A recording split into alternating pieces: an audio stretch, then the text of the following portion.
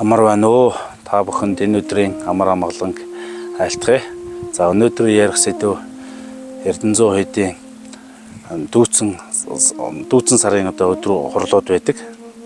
За дархийн мандал шаваа Эрдэнэзүү хэдийн бэлгийн тооллын 30 буюу битүүн турдаг байгаа.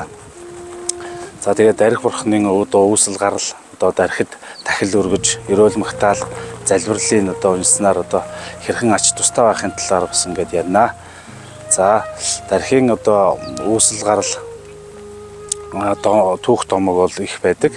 За нэг товчхон түүх яриа гэж бодож байна. Дарих бурхан урд олон галвын тэртээ Ишидава гэж бүсгүй амьдарч байсан.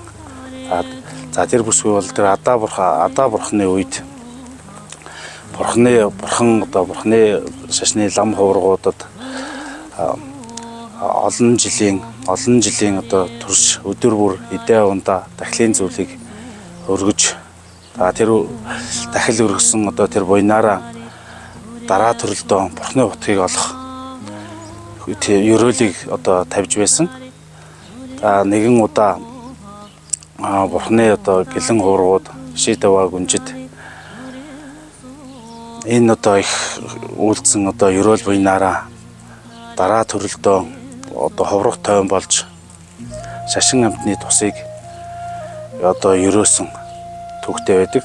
За ерөөхөд Ишидава гүнжин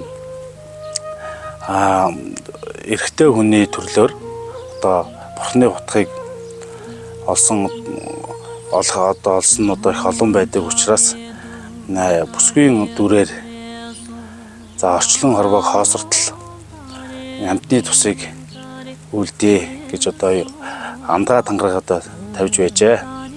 За дарих бурхан нь бол амтны тусыг бүтээхэд олон дүр байдлаар залардаг байх нь. За нас дорой нугуудад насан шидийг харилцахын тухайд цагаан дархийн дүрээр хүч дорой нугуудад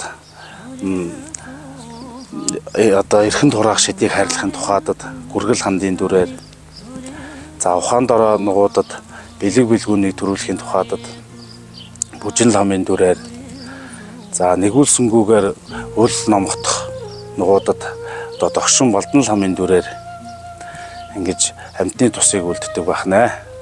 За дарих бурханд дахил өргөж магтаал залбирал энэ уншиж тарныг уншиж ингэснээр бол ач тусууд байдаг байна. За ач тус нь бол